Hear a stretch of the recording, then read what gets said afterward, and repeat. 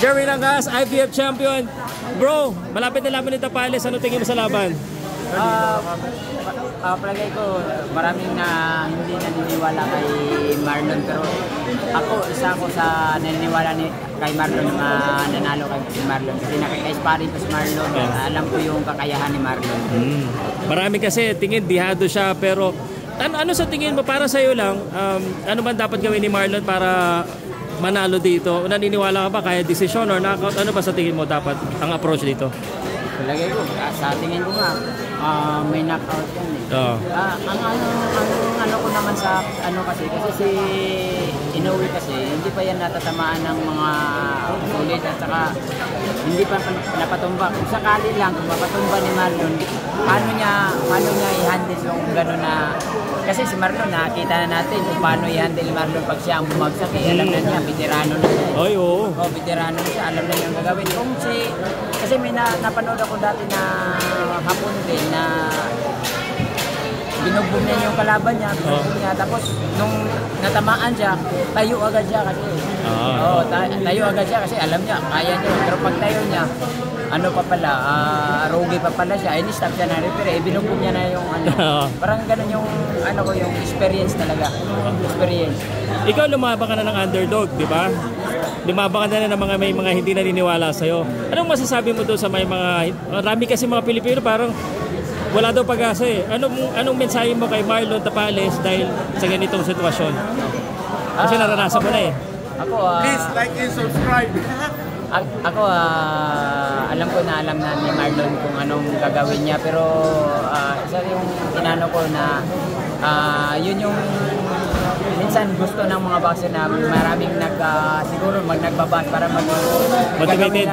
Gagawin nilang inspirasyon yung mga sinasabi ng boxer. Kasi ako, minsan may nagbabasa sa akin.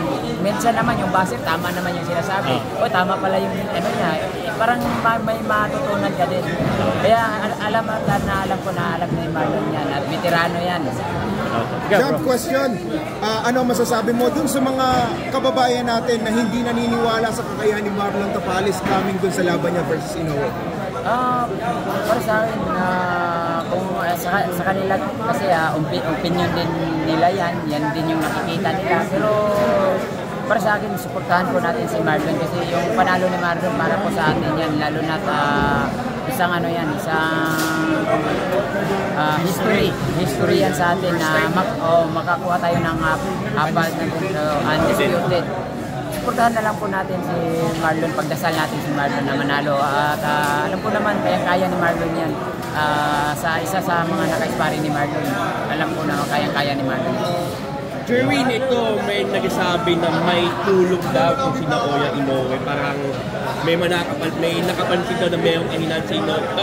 Based on what you've seen sa kanyang mga laban, ano yung pang nakita mong kahinaan niya na pwedeng game with Marlon Tapales? Pwede pa lang hindi sabihin yan, pero alam mo, yung nakikita ko kasi kay Inoue kasi minsan pag nakatama siya, nagiging rush din siya. Nagiging papaya din siya sa nakaka-sparring ko si Marlon. Yun yung gusto ni Marlon. Yung maya pa, akala mo natatamaan mo na si Marlon ng sulit, pero maya may papatama talaga sa iyo na magandang Ako, aminin ko, pag kami nag-sparring ni Marlon, may mga suntok talaga nalulusot na malakas si Marlon. Yun yung parang kahit na iniisip mo pa na ito kasi bibitaw na to, di mo alam kung anong suntok. Minsan akir ka to. Basta mag-rush ka kay Marlon, palagay ko may paglalagyan ka.